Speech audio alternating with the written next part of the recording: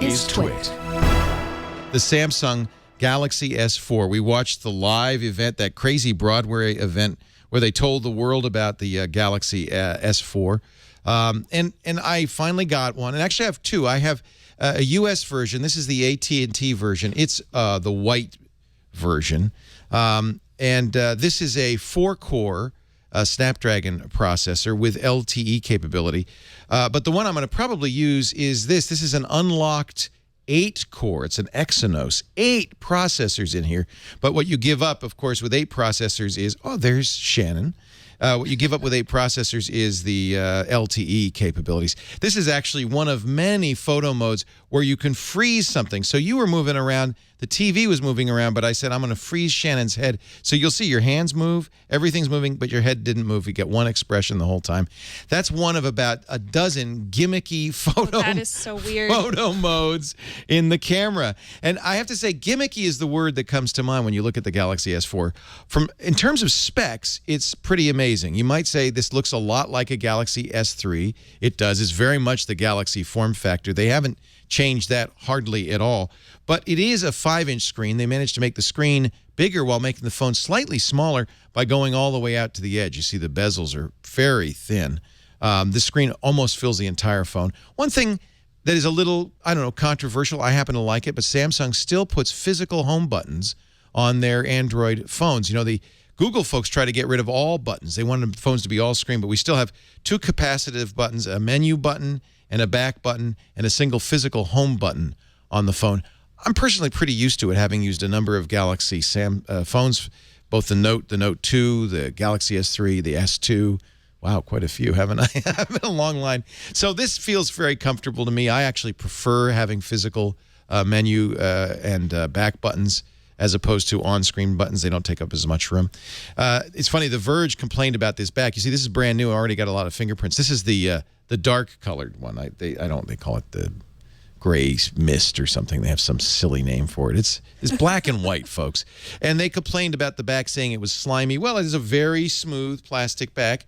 But if you've ever had a Galaxy phone before, you're probably pretty used to it. There's a reason why plastic is a good choice. Last week, I compared it to the beautiful aluminum unibody of the HTC One. And indeed, the HTC One is a gorgeous phone, but it turns out plastic's a better material for use with the phone for a couple of reasons. One, it doesn't impede the antennas, and your hand doesn't impact it as much either. So you've got NFC works better, the phone's antenna works better, but this is the real reason from my point of view. You can pop it off. And this is probably the most significant difference between the HTC One and the Galaxy S4. A removable battery, 2,600 milliamp hours, pretty good battery, but you can always pop in another one if you run out of space, plus room for an SD card. Now, you really need that on this phone because here's the bad news.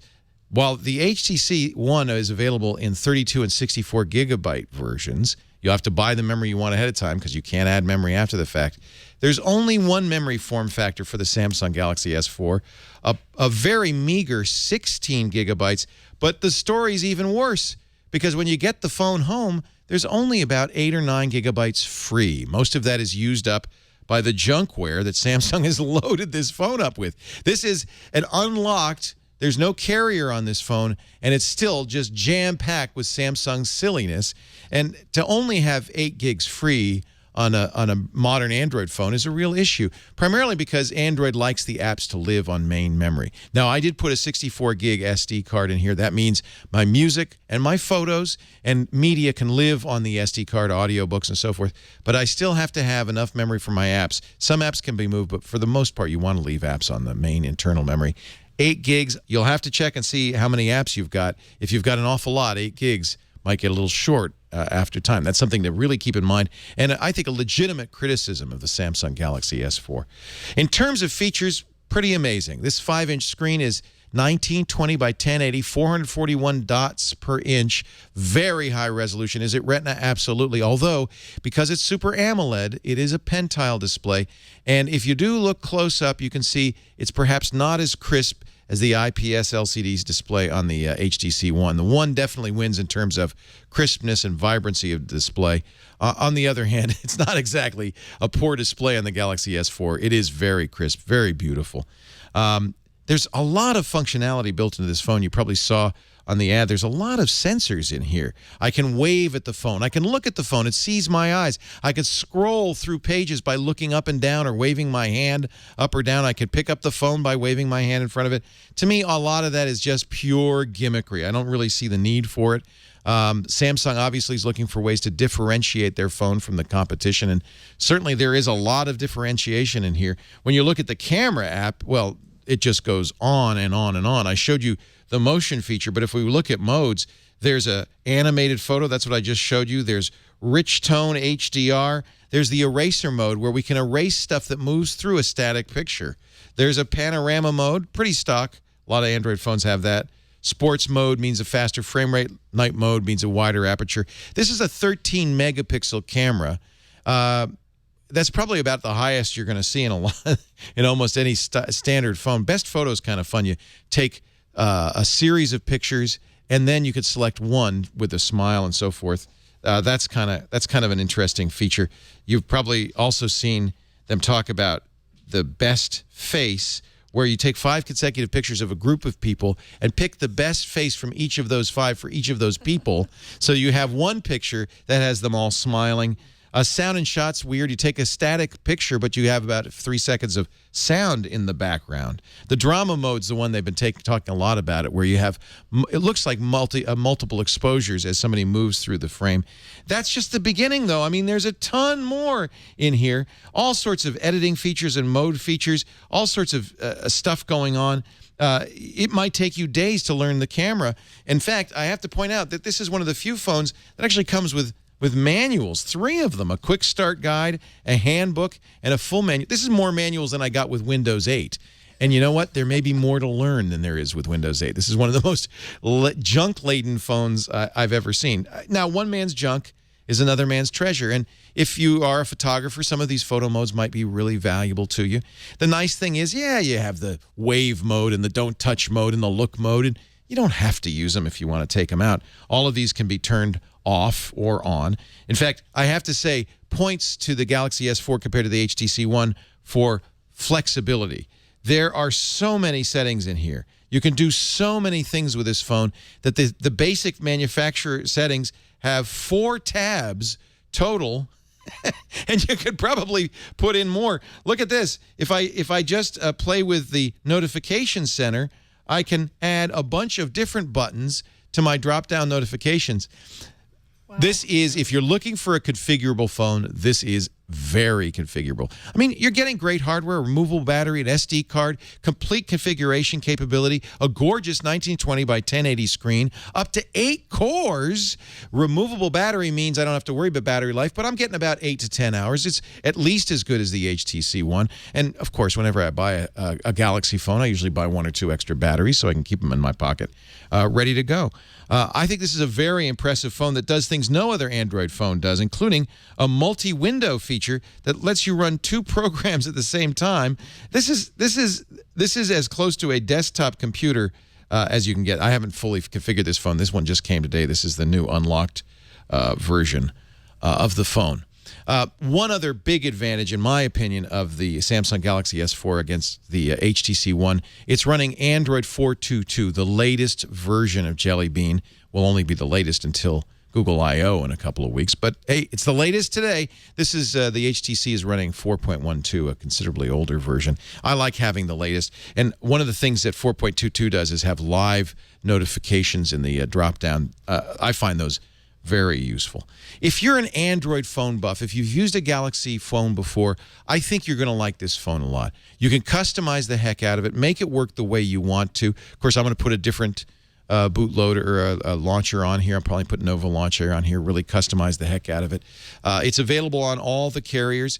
It's not much more expensive. By the way, somebody wondered about the cheesy Life Companion that you see when you first turn on the phone. You can absolutely change that to your name, to a clock, to anything you want. And Samsung provides these beautiful, see, I've changed it to a clock here, travel lock screens from different parts of the world. That's kind of fun. Yeah. Where is that? That's Rome. Yeah, that's the Trevi Fountain, right? Other features that I kind of like, you were talking about your Fitbit.